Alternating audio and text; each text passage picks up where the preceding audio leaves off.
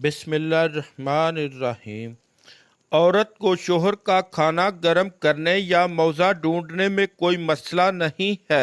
نفیس مزاج عورتیں تو ویسے بھی ٹانگیں سمیٹ کر بیٹھنا پسند کرتی ہیں۔ ہر لڑکی کی خواہش ہوتی ہے کہ مناسب رشتہ مل جائے۔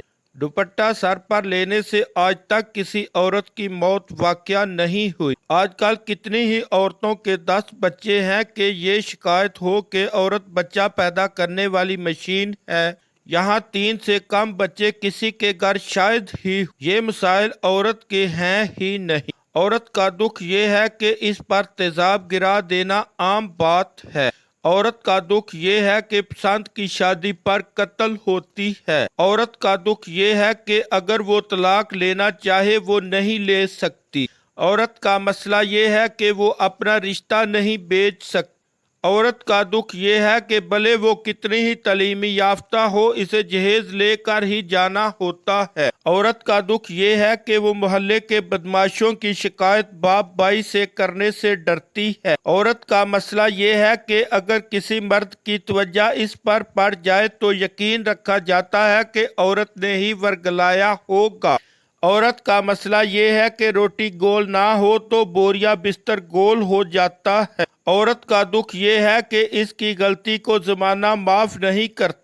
عورت کا مسئلہ یہ ہے کہ تعلیم زیادہ ہو تو اس کی عمر کے زیادہ ہونے اور دماغ کے خراب ہونے کی دلیل سمجھا جاتا ہے۔ عورت کا مسئلہ یہ ہے کہ اس کی نوکری کو اس کی بدکاری کی دلیل مانا جاتا ہے۔ عورت کا مسئلہ یہ ہے کہ اس کے سوشل میڈیا پر ہونے کو اس کی دستیابی کی دلیل مانا جاتا ہے۔ عورت کا مسئلہ یہ ہے کہ پسند کی شادی آج بھی اس کے خاندان کے ماتھے کا داغ ہے۔ عورت کا مسئلہ یہ ہے کہ اسے بھائیوں کی خاطر جائیداد میں حق چھوڑ کر اچھی بہن ہونا ثابت کرنا ہوتا ہے۔